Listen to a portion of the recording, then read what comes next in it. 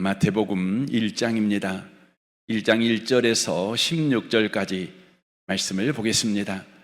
같은 목소리로 기록된 말씀을 읽으실 때 하나님의 음성을 듣는 복된 시간 되시기를 바랍니다. 함께 읽겠습니다. 아브라함과 다윗의 자손 예수 그리스도의 계보라.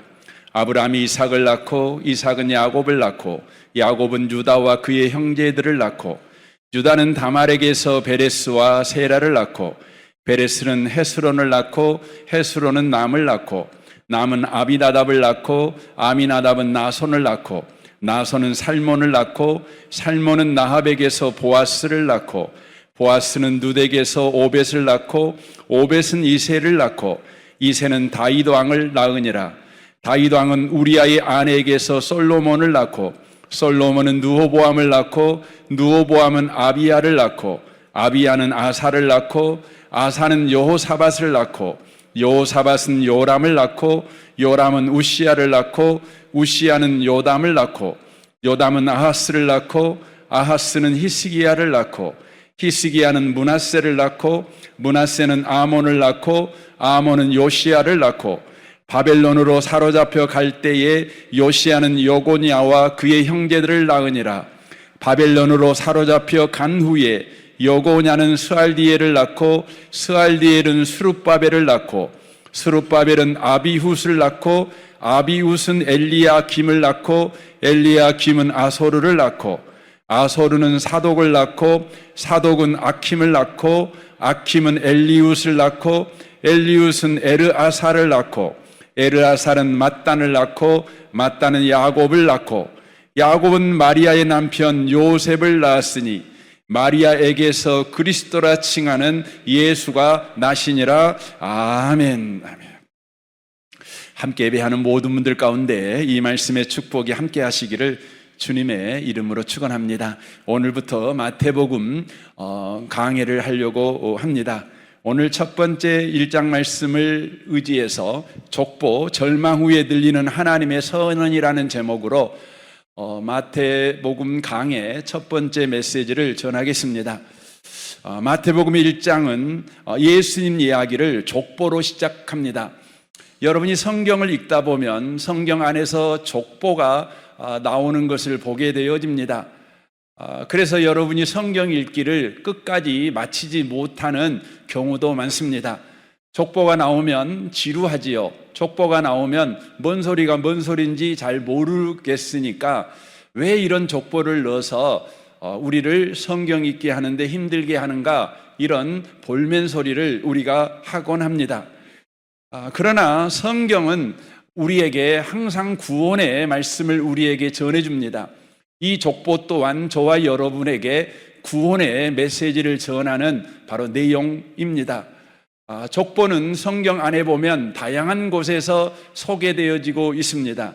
그런데 우리가 이 족보를 읽을 때 하나님의 메시지를 들으려면 이 족보가 기록되는 타이밍을 우리는 꼭 보아야만 합니다. 성경에 족보가 나올 때 족보는 그냥 기록된 것이 아니라 어떤 타이밍을 가지고 바로 그 족보가 기록이 된다고 하는 것입니다.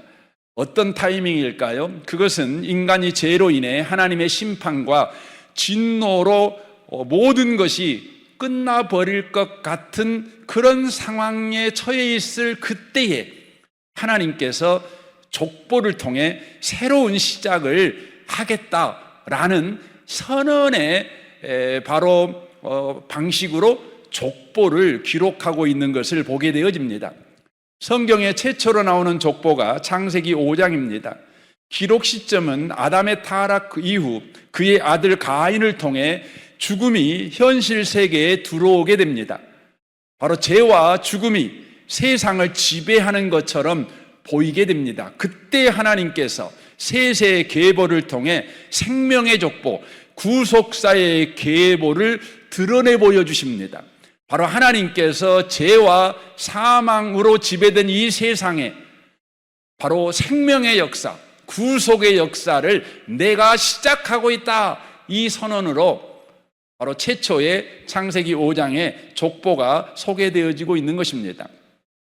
눕기 4장에 보면 또 족보가 나옵니다. 기록 시점은 각기 소견에 오른 대로 살던 400년의 사사기의 혼돈과 어둠, 그것이 끝이 나지 않을 것 같은 바로 상황 가운데 이스라엘이 놓여 있는 그 시점에서 하나님은 이방 여인 룻과 순종의 사람 보아스를 통해 다윗 왕, 더 나아가 예수 그리스도가 오실 길을 준비하고 있다, 새로운 세상을 준비하고 있다, 이것을 바로 선언하십니다.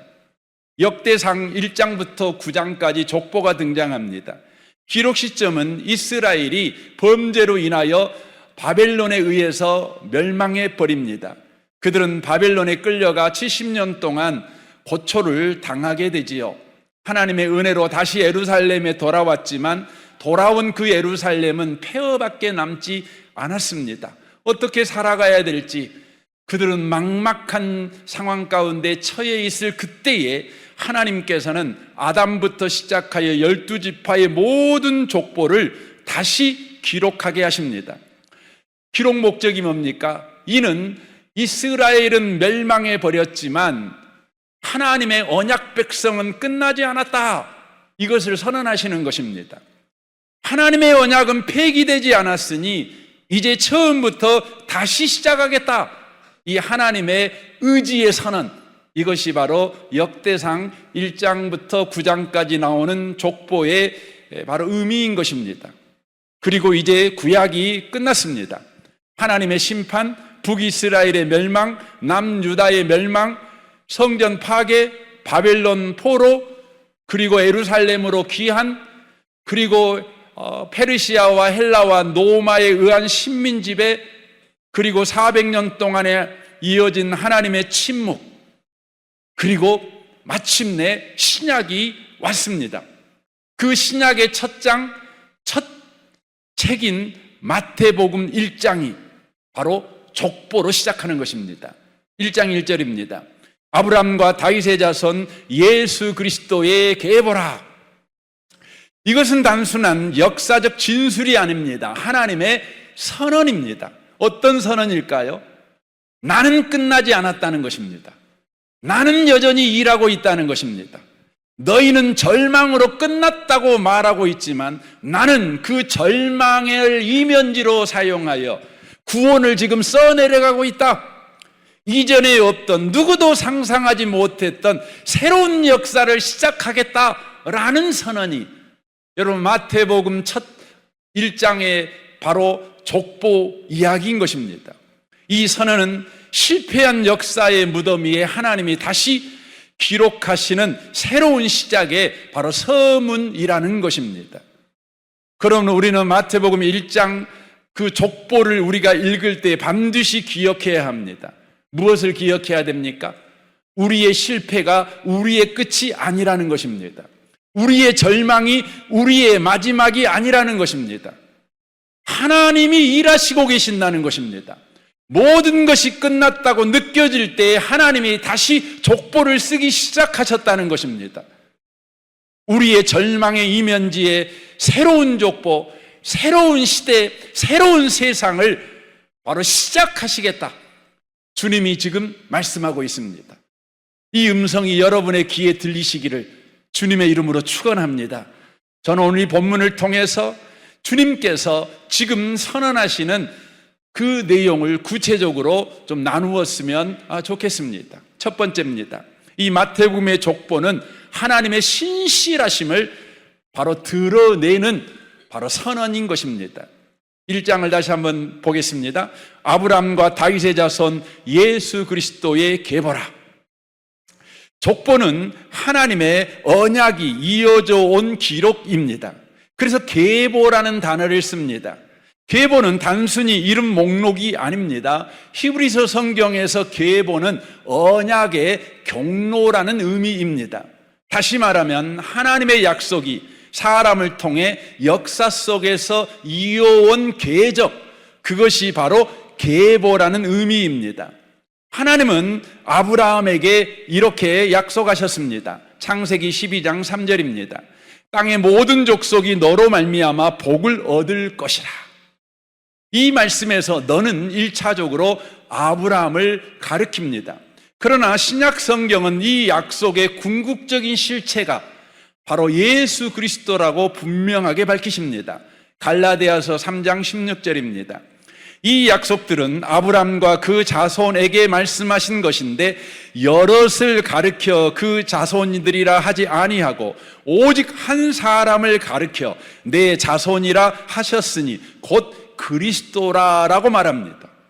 그러므로 아브라함에게 주신 약속은 메시아 언약이었다는 것이지요. 그 성취는 예수 그리스도 안에서 완전히 이루어진 것임을 말씀하고 있는 것입니다.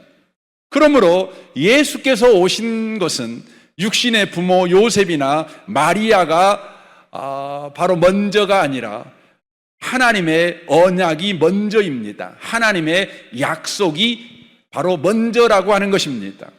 하나님은 예수님을 기준으로 해서 2000년 전에 갈대아 우르의 아브라함에게 약속하셨습니다. 그리고 그 2000년의 시간을 넘어 예수 그리스도에게 아브라함에게 하신 그 약속이 바로 성취되게 하신 것입니다. 그러므로 마태복음 1장의 이 족보가 이렇게 말하고 있는 셈이 되는 것입니다. 예수님의 오심은 인간의 계획도 순간의 결정도 아니다. 오직 하나님의 오래된 작정이며 오랜 세월에 걸친 언약의 성취다라고 말하고 있는 것입니다. 그러므로 이 족보가 우리에게 말하고 있는 것은 보이지 않지만 절대 멈추지 않는 하나님의 일하심, 하나님의 신실하심을 바로 우리에게 말씀하고 있는 것입니다. 아브라함이 불순종하여 이삭을 낳을 때에도 다윗이 사울왕에게 쫓겨 광야를 헤매고 다니고 그가 왕이 되어 교만하여 우리아의 아내를 범하는 간음죄를 범하고 살인 교사죄를 범하고 바로 거짓말 죄를 범할 때에도 범죄하여 북이스라엘이 아수리아에 의해 멸망하고 남유다가 바벨론에 의하여 멸망할 때에도 바벨론으로 끌려가 그들이 고통 가운데 놓여 있을 그때에도 바로 페르시아와 헬라와 로마의 식민 지배를 받을 그때에도 하나님은 아브라함에게 하신 그 언약의 계보가 끊어지지 아니하도록 신실하게 일하고 계셨다. 이것을 이 마태복음 1장의 족보가 우리에게 지금 말하고 있는 것입니다. 하나님은 이사야 46장에서 이렇게 자기 자신을 소개합니다. 너희는 태초부터 이루어진 일들을 기억하여라. 나는 하나님이다. 나밖에 다른 신은 없다. 나는 하나님이다. 나와 같은 이는 없다. 처음부터 내가 장차 일어날 일들을 예고하였고 내가 이미 오래전에 아직 이루어지지 않은 일들을 미리 알렸다. 나의 뜻이 반드시 성취될 것이며 내가 하고자 하는 것은 내가 반드시 이룬다고 말하였다. 내가 동방에서 독수리를 부르고 먼 나라에서 나의 뜻을 이룰 사람을 불렀다. 내가 말하였으니 내가 그것을 곧 이루겠으며 내가 계획하였으니 내가 곧 그것을 성취하겠다. 내가 승리할 것을 믿지 않는 너희 고집센 백성아, 내가 하는 말을 들어라. 내가 싸워서 이길 날이 가까이 왔다. 그날이 멀지 않다. 내가 이기는 그날은 지체되지 않는다. 내가 시온은 구원하고 이스라엘 안에서 나의 영광을 나타내겠다라고 말씀하십니다. 그러므로 마태복음 1장의 족보는 이 이사야 46장에 하나님의 승리를 믿지 않는 고집센 백성들에게 지금 이렇게 말하고 있는 것입니다. 이 고집센 백성들아, 내가 말하면, 내가 약속하면 이루어지지 않는다고? 상황에 따라, 형편에 따라, 또한 너희들의 행동에 따라서 하나님의 약속은 바람에 나는 겨처럼 멀리 날아가 너희들의 눈에 보이지 않는다고? 봐봐, 마태복음 1장을 봐봐. 내가 승리했잖아.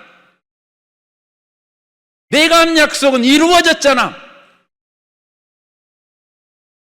이 아침에 오신 복 있는 성도 여러분, 여러분이 그리스도인이라고 하면서도 하나님의 약속을 붙잡고 살아가는 그 신실한 믿음이 없어 상황에 따라, 형편에 따라, 처지에 따라 어에태야 주저앉고 낙심하며 하나님을 향하여 원망하는 삶, 아니, 구약에 나온 이스라엘 백성처럼 고집센 삶을 살아가고 있다면 여러분이 마태복음 1장을 다시 펴야 합니다. 그리고 하나님의 승리를 읽으셔야 합니다. 하나님의 승리의 선언을 여러분이 만나야 합니다. 그리고 여러분과 저는 오늘날 하나님의 음성을 들어야 합니다. 뭡니까? 봐봐, 내가 약속을 이루었잖아. 나는 이와 같은 방식으로 오늘날도 너의 인생 속에 일하고 있어. 그러니 너 낙심하지 마. 그러니 너 포기하지 마. 그러니 너 조급해하지 말고 내가 약속을 이룰 때까지 아브라함처럼 오래 참음으로 기다려. 내가 반드시 이룰 거야. 이 음성이 여러분의 귀에 들리시길 바랍니다. 두 번째입니다. 이 마태복음의 족보는 하나님의 은혜로우심을 드러내시는 선언이십니다. 마태복음 1장의 족보에 등장하는 인물들을 여러분 자세하게 한번 읽어보십시오. 성경 지식이 있는 분들은 깜짝 놀라게 될 것입니다. 그 안에는 범죄자들이 수두룩박둑합니다. 수치스러운 과거를 가진 자들이 넘쳐납니다. 사회적 약자, 이방인들, 그리고 율법적으로 부정한 자들이라고 그렇게 인정을 받는, 아니 부정한 자들이라고 정죄를 받는 자들이 바로 가득가득합니다. 그런데도 거룩하신 예수님은 바로 그들을 통해 이 땅에 오셨습니다. 이것은 인간의 시각으로는 도저히 이해할 수 없는 일입니다. 하나님께서 이런 인간들을 통해서 언약을 이루셨다는 사실 자체가 여러분 충격입니다. 그러나 성경은 분명하게 보여줍니다. 하나님은 죄인이라도, 수치스러운 과거가 있는 자라도, 버림받은 자처럼 보일지라도 그들의 실패와 부정함이 하나님이 은혜로 그 언약을 이루시는 그 일을 가로막지는 못한다는 것입니다. 그래서 하나님은 죄로 망한 유대인들이 바벨론 포로로 끌려갈 때 이렇게 말씀하십니다. 이사야 40장 1절입니다. 너희의 하나님이 이르시되 너희는 이로하라. 내 백성을 이로하라. 너희는 예루살렘의 마음에 닿도록 말하며 그곳에게 외치라. 그 노역의 때가 끝났고 그 죄악이 사함을 받았느니라 라고 말합니다. 지금 하나님께서 이스라엘 민족을 이로하라고 누군가에게 지금 명령하고 있는데 그 누군가가 누구냐? 바로 이스라엘이 저질렀던 살인죄, 간음죄, 도둑질죄, 불신앙, 불평, 바로 그것들이 이스라엘에게 위로를 주라고 하나님께 명령을 받은 자들입니다. 그들은 기겁하겠지요. 살인죄가 아이고 하나님, 저들이 지은 살인죄인 내가 저들을 위로할 수 있다고요? 저들이 지은 간음죄가 저들을 위로할 수 있다고요? 저들이 매일매일 하고 있는 이 불평이 저들을 위로할 수 있다고요? 내가 어떻게 위로합니까? 주님이 말씀합니다. 양심 선언하면 돼 라고 말합니다. 뭐라고 양심 선언할까요? 이렇게 하면 돼. 그들에게 가서 네가 살인죄를 지었지. 그런데 네가 지은 그 살인죄가 너의 끝을 만들어낼 수 없어. 네가 간음죄 지었지. 네가 지은 그 간음죄가 너의 끝을 만들어낼 수 없어. 네가 오늘 또 불평했지. 네가 원망했지. 네가 하는 불평과 원망이 너의 끝을 만들어낼 수 없어. 너의 끝을 만들어낼 수 있는 분은 딱 한 분, 하나님밖에 계시지 않아. 그런데 그 하나님은 하나님의 언약 백성에게 끝을 만들어내시는 분이 아니라 바로 시작을 만들어내시는 하나님이야. 이렇게 가서 말해 라고 말하는 것입니다. 과연 하나님의 은혜는 인간의 죄보다 큽니다. 하나님은 자기 백성의 죄를 간과하지 않으시지만 그 죄가 끝을 만들어내도록 내버려 두진 않습니다. 죄의 싹은 사망 아닙니까? 죄가 끝을 만들어내지 않습니까? 그러나 하나님의 언약 백성에게는 죄가 끝을 만들어내도록 하나님께서 버려두지 않습니다. 언약 밖에 있는 자에게라면 여러분 죄의 싹은 사망이니 죄가 끝을 만들어내겠지요. 그러나 예수 믿는다면, 하나님의 언약 안에 있다면, 하나님은 결코 여러분이 지은 죄가 여러분의 인생의 끝을 만들어 내도록 버려두지 않습니다. 오히려 우리가 지은 죄 때문에 하나님은 구원을 촉발시키십니다. 이것이 우리를 향한 하나님의 생각입니다. 그래서 에레미야 29장 11절은 이렇게 말합니다. 너희를 향한 나의 생각을 내가 아나니 재앙이 아니라 평안이요 너희에게 미래와 희망을 주는 것이니라 라고 말씀하십니다. 마태복음 1장의 족보는 이 하나님의 생각, 은혜가 죄를 이긴다, 이것을 여실하게 보여줍니다. 마태복음 1장의 족보는 죄인들의 족보입니다. 그러나 족보의 끝은 멸망이 아니라 예수 그리스도십니다. 그들이 스스로 각성해서 만든 결과가 아닙니다. 하나님이 그들을 통해 그렇게 하셨습니다. 예수님이 오실 길을 가로막는 더럽고 상처난 자들이 도리어 하나님의 은혜로 그들의 인생에 하나님이 개입하셔서 그들에게 한 약속을 이루시니 그들이 도로 막힌 담이 아니라 통로가 되어버렸습니다. 그러므로 마태복음 1장의 족보는 오늘 우리에게 이렇게 말씀하십니다. 이제 너희의 못됨과 못남이 만들 실패한 인생, 끝장내버릴 인생을 생각하지 말고 하나님이 은혜로 만들어갈 새로운 인생을 생각해라. 자신의 잘못을 후회하고 지우고 만회하려고 삶을 허비하지 말라. 하나님의 은혜를 생각하라.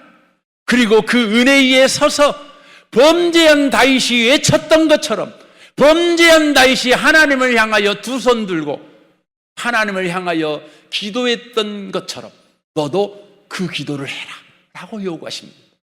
시편 51편 11절입니다. 나를 주 앞에서 쫓아내지 마시며 주의 성령을 내게서 거두지 마소서. 주의 구원의 즐거움을 내게 회복시켜 주시고 자원하는 심령을 주사 나를 붙드소서. 여러분의 기도가 되시기를 주님의 이름으로 축원합니다. 세 번째입니다. 마태복음의 족보는 오늘날 이 족보는 우리에게 이어지고 있다는 것을 말씀하시는 선언이라는 것입니다. 마태복음 족보에 등장하는 인물들은 대부분 자기 자신의 삶의 의미와 역할을 몰랐습니다. 나를 통해 예수가 오신다, 몰랐습니다. 자신들의 삶을 몰랐어요. 가치도 몰랐고 의미도 몰랐습니다. 그러나 놀랍고 놀라운 것은 하나님은 그럼에도 불구하고 그들의 인생에 개입하셔서 당신의 약속을 이루셨습니다. 이 진리는 오늘날 우리에게 이렇게 말씀하고 있는 것입니다. 너희가 너희 인생의 의미와 가치와 역할을 모른다고 해서 너희는 의미 없는 인생이 되거나 가치 없는 인생, 쓸모없는 인생이 되는 것이 아니다. 왜냐하면 네가 네 인생의 가치와 의미를 몰라도 하나님이 이미 너의 인생 속에 뛰어들어 가셔서 그의 약속을 이루시는 일을 하고 있기 때문이다 라고 말씀하는 것입니다. 이 진리는 우리가 삶을 살아갈 때 중요한 것이 무엇인가를 우리에게 가르칩니다. 우리는 우리 인생을 살아갈 때 중요한 것이 내 인생의 가치와 의미와 목적을 또 역할을 알고 살아가는 거라는 생각이 있습니다. 그래서 우리는 우리 인생의 의미와 가치와 역할과 목적을 알기 위해서 우리는 시간을 갖습니다. 그러나 하나님은 우리에게 말합니다. 그것보다 더 중요한 것이 있어. 네가 네 인생의 의미를 알고 가치를 알고 역할을 아는 것보다 더 중요한 것이 있는데 그것은 하나님께서 그거 몰라도 우리 인생에 뛰어들어 오셔서 일하시고 계신다는 것을 믿고 살아가는 거야 라고 말하는 것입니다. 그래서 성경은 그리스도인들에게 이렇게 말씀하십니다. 갈라디아서 2장 20절 하반절입니다. 이제 내가 육체 가운데 사는 것은 나를 사랑하사 나를 위하여 자기 자신을 버리신 하나님의 아들을 믿는 믿음 안에서 사는 것이라 라고 말씀합니다.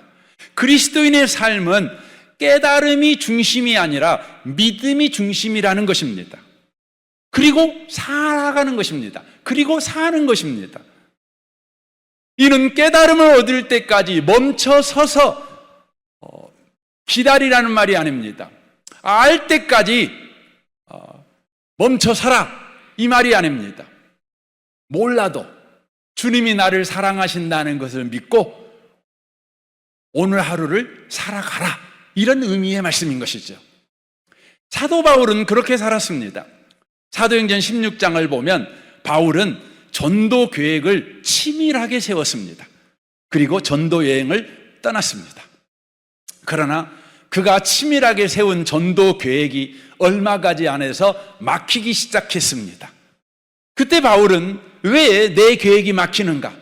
내 계획은 하나님이 기뻐하시는 계획이고 또한 논리적이고 또 체계적으로 내 상황에 가장 맞는 계획이었는데 왜 이 계획이 막히는가?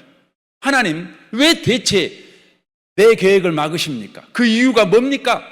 이유 좀 가르쳐 주세요 라고 그는 하나님께서 그 이유를 가르쳐 주실 때까지 멈춰서 있지 않았습니다. 그리고 자신이 왜 세워놓은 계획이 틀어지는지 그것을 알기 위해서 고민하는 시간을 그는 갖지 않았습니다. 그는 자신의 계획이 막히자 그는 생각하지도 않고 다른 곳으로 가서 계속 전도했습니다. 계획이 막혔다고 해서 오늘 할 일을 내일로 미뤄본 적이 없습니다. 바울은 왜 그렇게 살았을까요? 잠언 16장 9절입니다. 사람이 마음으로 자기 길을 계획할지라도 그의 걸음을 인도하시는 이는 여호와이시니라 라고 말씀하십니다. 여기에서 우리 하나님은 우리에게 자유를 주고 계심을 먼저 말씀합니다. 어떤 자유입니까?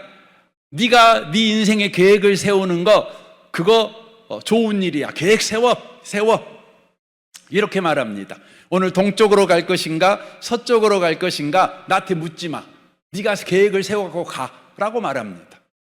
여러분, 많은 그리스도인들이 하나님을 점쟁이처럼 믿습니다. 하나님, 오늘 동쪽으로 갈까요? 서쪽으로 갈까요?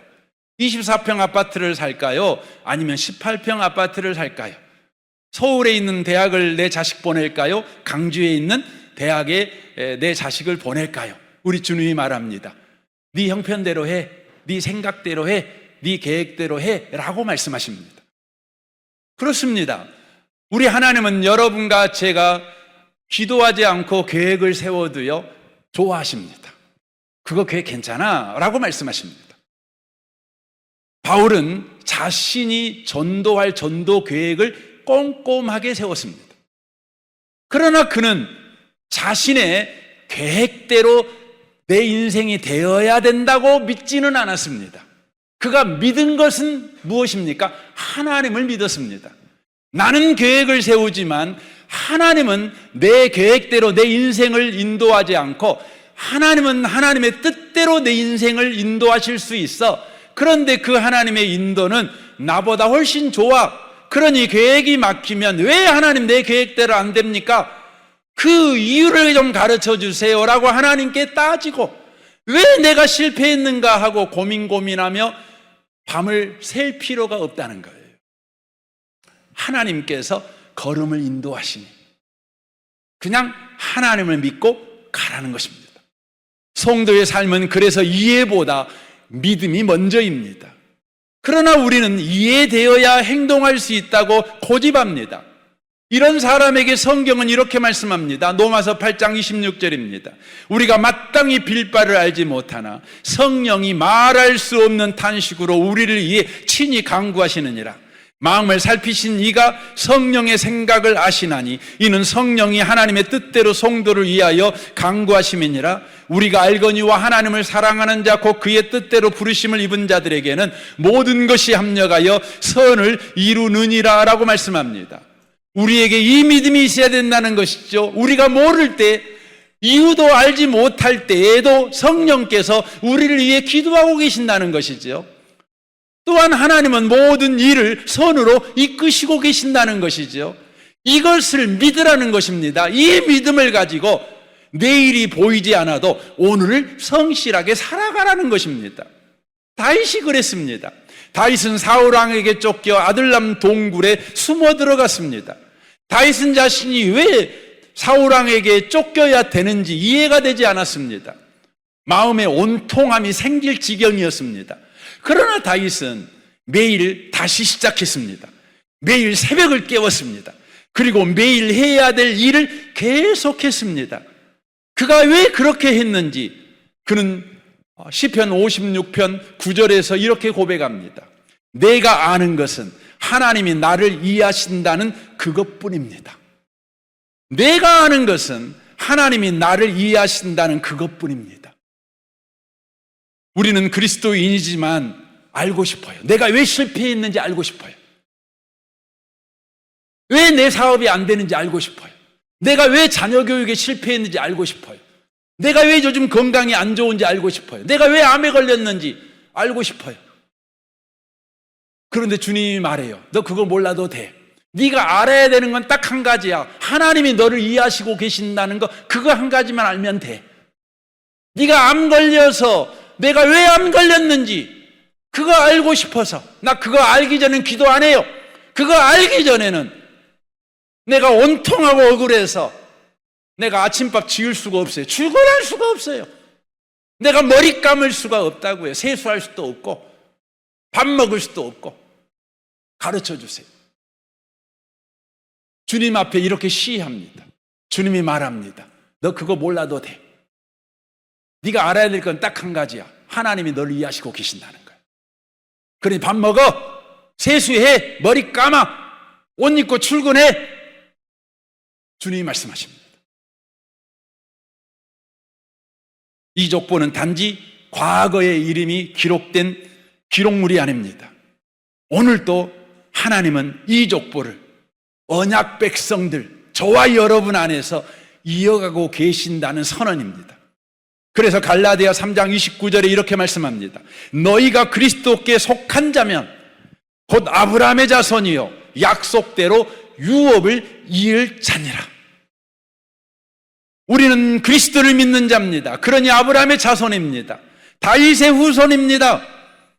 하나님의 약속의 유업을 이을 자입니다. 그러므로 이제 저와 여러분은 어떻게 살아야 됩니까? 믿음으로 응답하며 인생을 살면 되는 것입니다. 깨달을 때까지 주저앉아 어엿해야 울지 말고 내 마음이 속 시원한 하나님의 대답을 들을 때까지 주님, 내가 이 자리를 안 일어나겠습니다. 그렇게 시위하지 마십시오. 하박국에게 주님이 말씀하잖아요. 내가 이 성에서 안 내려갑니다. 안 가르쳐 줄 때까지. 주님이 말씀합니다. 야, 너 몰라도 돼. 다만 오직 의인은 믿음으로 사는 거야. 믿음으로 사는 거야. 믿음으로 응답하는 거야. 여러분, 믿음으로 응답하는 건 뭡니까? 믿음으로 응답한다는 것은 오늘을 살아간다는 거예요. 오늘 안 죽는 거예요. 오늘을 허비해버리지 않는 거예요. 오늘을 눈물바람으로, 오늘을 근심함으로, 염려함으로, 오늘을 슬퍼함으로, 우울해함으로 오늘을 죽여버리지 않는 것입니다. 오늘을 살리는 것입니다. 기쁨으로 오늘을 살리는 것입니다. 감사로 오늘을 살리는 것입니다. 내게 주어진 그 일을 함으로 오늘을 살리는 것입니다. 이것이 믿음으로 응답하는 것입니다. 하나님을 신뢰하고 오늘을 또 살아가는 것입니다. 이 아침에 오신 복 있는 성도 여러분, 오늘 족보가 여러분에게 어떤 하나님의 말씀을 전하고 있으십니까? 여러분, 그 음성이 들리시거든 아멘 하십시오. 그리고 믿음으로 응답하여 하나님을 믿고 오늘을 살아가십시오. 오늘을 죽이지 마십시오. 꼭 오늘 사십시오. 이 은혜가 저와 여러분에게 충만하시기를 주님의 이름으로 축원합니다. 아멘.